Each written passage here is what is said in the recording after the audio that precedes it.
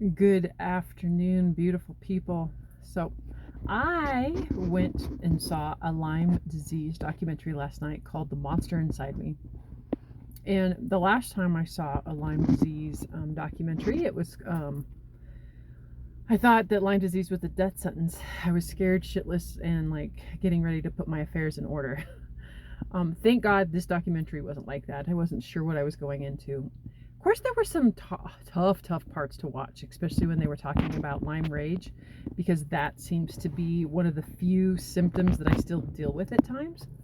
And it's basically a brain on fire, right? It's just an inflamed brain, and it causes you to lose control, right?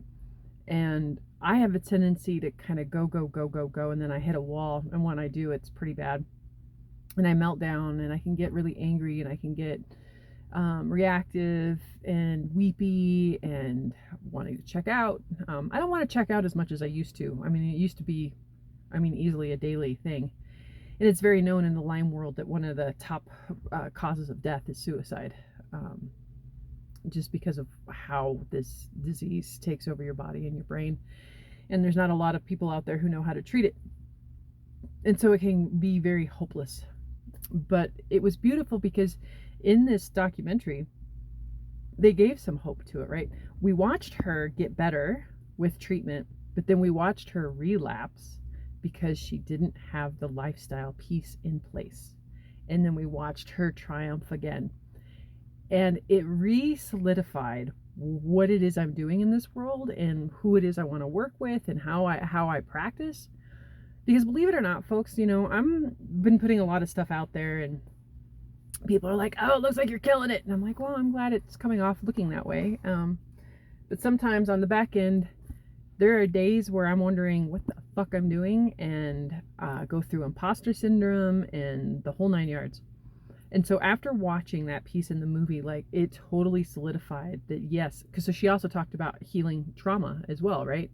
And so in my practice, that is what I do. I am a foundation coach, because no treatment, no pill, no supplement, no surgery is gonna be a big enough band-aid to deal with if you don't have that lifestyle piece put in place. You will relapse. You will not get total healed. I mean, you really can't. I don't think that's possible. I'm not sure that that's possible, but so I'm not looking for perfection, but I mean like a whole healing. So I've relapsed several times in my life, and it's usually because, one, I didn't deal with trauma like I have in this last year.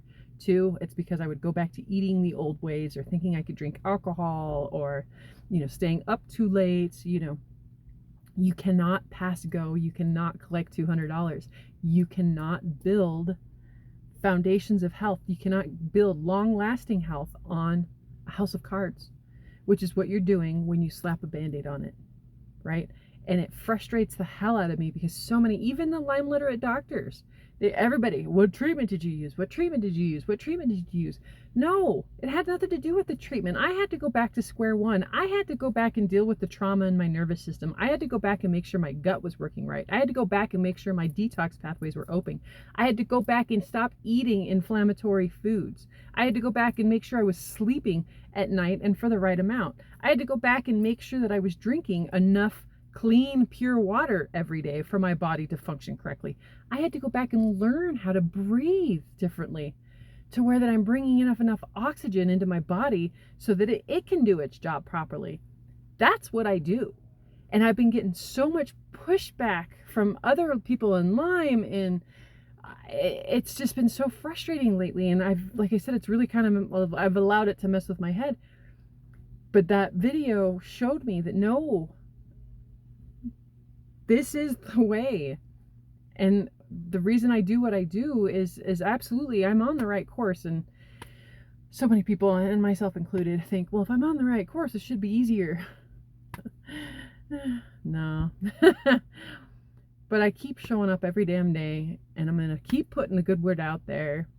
And I just keep praying that the right people will be able to heal me, hear me. Because once they do, I'll be able to guide them on their health journey. And that is my passion. I want to guide people on their health journey. I don't want to see people suffer the way that woman suffered on screen last night. I don't want to see people suffer the way I suffered before, especially when it can be reversed. like I said, it's not perfect. I still have my moments, and they're fewer and far between. And I live a life now that I've only dreamed of.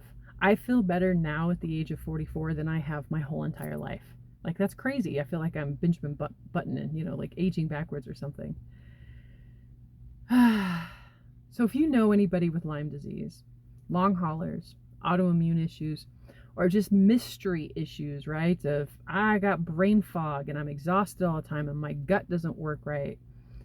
I'm reactive, I'm moody, I've got depression, I've got anxiety. I've been to the doctor, they ran the labs, they say I look fine. Don't give up.